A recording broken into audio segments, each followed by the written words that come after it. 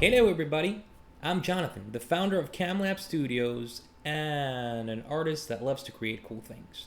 Today I'm going to be showing you how to do this cool cinematic animated shot using Blender, Photoshop, and/or Krita. Let's begin. First thing I did was prompt an AI image that I could use, clean up, and layer out to import into Blender and create a nice parallax effect. You can also do your original illustration.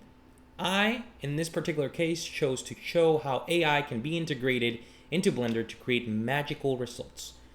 This is our first important part. We want to keep everything as organized as we can, and we want to break things into different layers or separate things into different layers.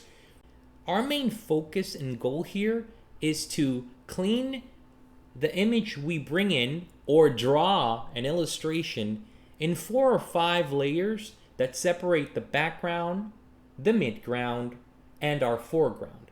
Since we have a character here, I also decided to separate the character.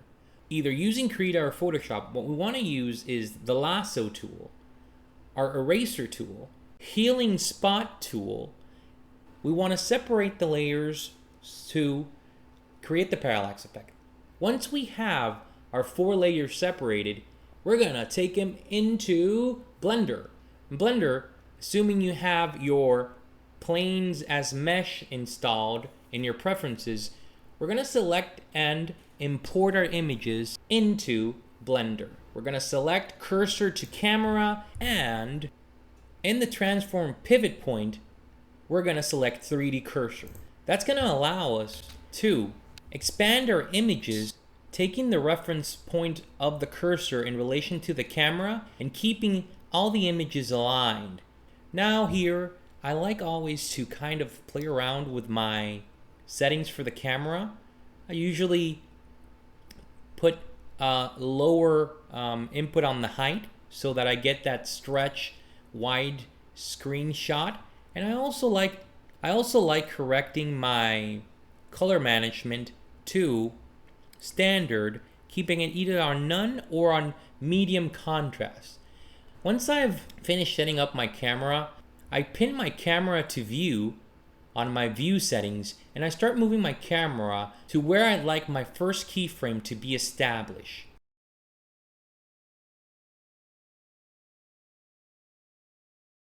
After I've kind of played around and seen what I enjoy about each of the possibilities, I also play around with the focal length to see what happens if I do so, and I can start seeing that some things break apart, at least image-wise, so I adjust them according to what focal length I want to have on my camera. In this case, I expanded the images on the back, and I started slowly but surely creating keyframes while playing with the camera's position and the frames of those layers I have cleaned up beforehand. This gives me some sort of creative liberty where the focal point changes and also the layer size in relation to the camera as it moves. Everybody's results will be different because they are unique to our own taste or what shot we want to establish. But that's pretty much the intuitive, rational thought behind getting these results in a parallax way. For this particular part, I focused a little bit more on lighting, so I added a simple light, I changed it into sun, and I started playing with the strength of it in render mode, and began moving the angles until I found something I liked. Likewise with the strength and exposure. One cool thing about the lights is that you can play around with that sunlight and it already changes the color of your composition, the vibe and general mood of it. You see how the material reflects differently. By selecting our separate layers, I can fine-tune the metallic and roughness values to reflect and or absorb light, and that makes a huge difference within the contrast of our composition. Adding a little bit of volume to the scene, I add a cube and I give it a material. Eliminate the principal BSDF material it comes with, and I add a principal volume material. This immediately changes the interior of that cube into this volume we can manipulate both in density and in color, adjusting and lowering the density to a value of around 0.01. You can play around depending on what you like and the results you get.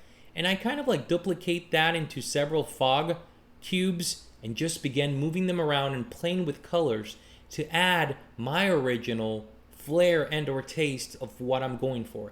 Every artist is different. These are just tools for you to create within your composition the look you're going for.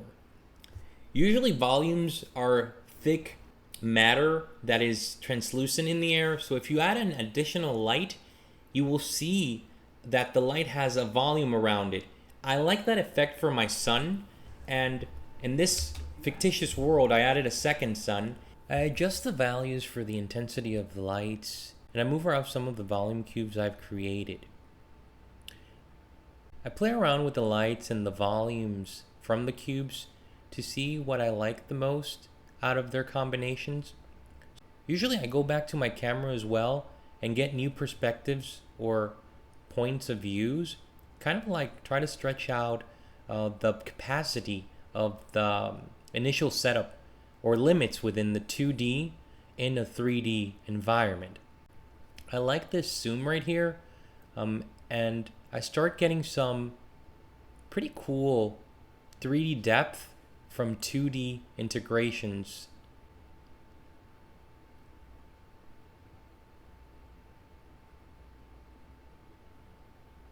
You go back and forth adjusting the fog placements. Sometimes the cubes are cut off by the limits of their containment.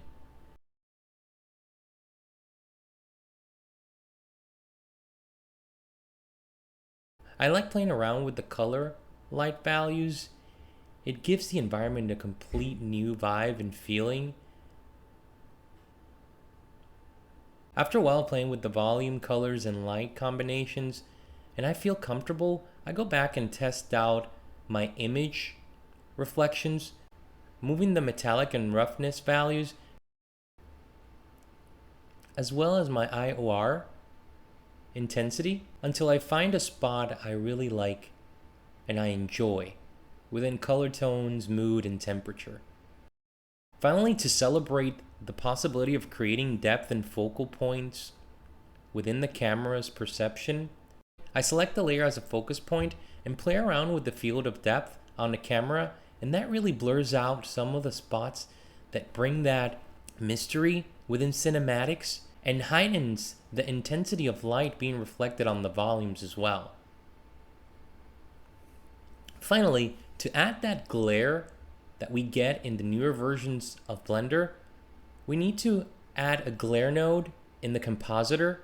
I added two here. One is the streaks, which gives the sun source kind of like rays of light, and you can play around with the values, threshold, strength, and also the amount of streaks you want present. And then I added another glare node, which I absolutely love for these type of shots, where I want to maximize the presence of light on the camera, giving it an almost undeniable cinematic feel, which is only captured by cameras in film. After playing around with these dials and being satisfied, it's time to render. Once I've rendered my images as PNG, I open up a new file. And some of the things I'd like to do to add value to these types of shots is bringing in some VFX elements. Some of them are free online. I will also attach a site where you can actually buy some of these, and I've used before. And these assets can be screened in the compositing tab. And these assets that I add usually add like an extra flair to the composition. And they're animations and or images that really add an extra plus value to the general look and or environment we want to build. And that's pretty much it. Play around with a lot of these possibilities and have fun. The ingredients are there. How you prepare it is up to you. How you put these together and what you create. I can't wait to see what you do with these. Please have fun, enjoy, and share what you've created with me, because I want to see what you did. Please let me know what you like and what you want to learn and I will be tackling those subjects soon. Cheers, fun, and let's create something amazing together.